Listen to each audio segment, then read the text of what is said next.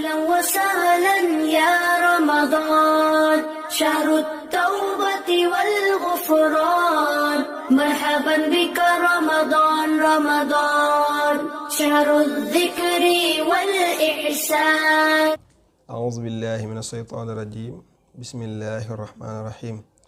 naafila tey jii ci téereb Sëriñ Suhaybu mu ne guddig ñeenteel ga ku ca julli ñeenti rakka bu ci ne faatiha ak qul yaa ayyuhal kaafiruun ñetti yoon dees na ko bindal tuyaabay jaamuk junniy nit te dees na ko jéggal bàkkaaram yépp bala moo jóge fa mu doon jullee.